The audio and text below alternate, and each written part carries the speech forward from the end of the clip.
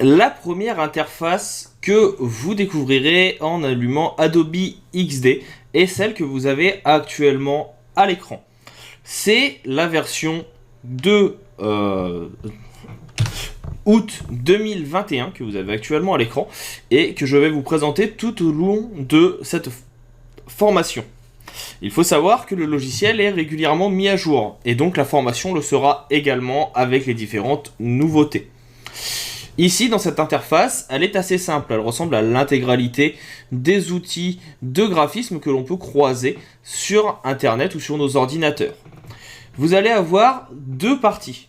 Une première partie qui se trouve ici à gauche, qui va contenir les différents menus, et la zone centrale qui va permettre tout simplement de pouvoir venir découvrir comment retrouver un document ou en créer un nouveau. Vous avez tout d'abord la partie ici, qu'ils ont appelée designer, prototyper et partager, qui sont les trois grandes thématiques du logiciel, qui vous permet de retrouver la création d'un nouveau document. Vous avez ici les formats liés au téléphone. En venant cliquer sur la petite flèche, vous retrouvez les différents iPhones ou les différents Google Pixel pour ici venir faire des icônes ou iPad et Nexus. Vous avez ensuite toute la partie web. Alors hop, petite erreur de ma part, on va remettre ça en arrière. Ou encore une fois, en cliquant sur la petite flèche, vous allez avoir les formats les plus classiques. Donc le 1920-1080 qui est le format HD, le 1366-768 ou encore le 1280-800. Vous avez ensuite des formats réseaux sociaux. Par exemple ici, pour les stories Instagram en 1920-1080, si vous voulez par exemple faire des petites animations, les publications Facebook ou les couvertures, ou encore les vignettes pour YouTube. Tout ce qu'il faut pour créer directement vos visuels. Ce n'est pas forcément ce que je recommande le plus d'utiliser Adobe XD. Illustrator ou Photoshop sont bien plus puissants, mais si vous ne souhaitez utiliser qu'un seul outil, vous pouvez le faire également. Et bien sûr, vous avez la possibilité de venir remplir de façon personnalisée vos paramètres avec la largeur et la hauteur de votre plan de travail. Vous retrouverez ensuite ici quelques petits éléments avec par exemple des toolkits. On reverra ça un petit peu plus tard, ce que sont les kits d'utilisation et comment les utiliser. Et bien sûr, trois petits menus avec des petits tutoriels. Adobe propose souvent des petites vidéos pour vous permettre de mieux maîtriser certaines fonctionnalités de l'outil. Vous retrouvez ensuite vos différents documents. Attention, il existe deux types de documents possibles dans Adobe XD. Les documents que l'on va appeler en ligne, qui seront automatiquement enregistrés sur votre compte Creative Cloud. Les enregistrements seront automatiques et vous pourrez les retrouver en ligne d'un ordinateur à l'autre. Ou bien directement en local sur votre ordinateur. Ce sera toujours précisé ici lequel est mis en avant. Pour le cas présent, les trois premiers sont par exemple ici des documents en ligne que j'ai réalisés. On retrouve la date, le 10 août, le 9 août, puisqu'ils viennent d'être faits. Ou alors, s'ils ont des noms, si vous leur avez donné, vous avez les noms qui apparaîtront. Vous avez ensuite un petit menu, comme je le disais tout à l'heure, sur la gauche.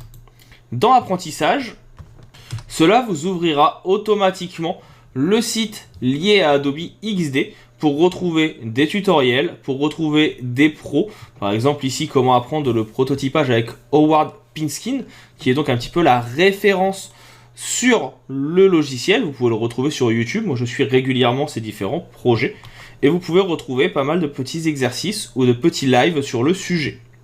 Je vous invite vraiment à suivre cette personne pour en apprendre un petit peu plus si vous êtes anglophone. Vous avez ensuite la partie votre travail qui va consister à retrouver vos documents qui sont tous en ligne. Donc là, vous voyez que j'en ai quelques-uns avec la possibilité de les trier ici en les cochant par date de modification ou par nom. Vous pouvez choisir que ce soit un ordre croissant ou décroissant. Chaque fichier peut également être modifié manuellement. Pour cela, vous avez les trois petits points à chaque fois ici. Vous pouvez cliquer et choisir de renommer, supprimer, déplacer dans un dossier ou bien de le sélectionner, tout simplement. La sélection peut être faite à l'aide d'une simple coche, cela fonctionne très bien.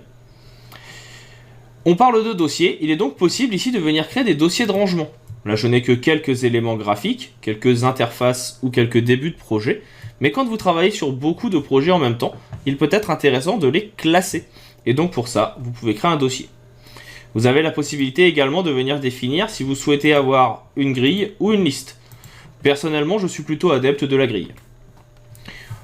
Enfin, vous allez retrouver les documents qui seront partagés avec vous, si vous êtes plusieurs à travailler dessus, parce que c'est une des spécificités récentes d'Adobe XD, le fait de pouvoir travailler à plusieurs sur un même projet, et de pouvoir vous le partager d'un ordinateur à l'autre. Donc ici, par exemple, j'ai le projet d'une de mes étudiantes qui m'a été partagé il y a 8 mois.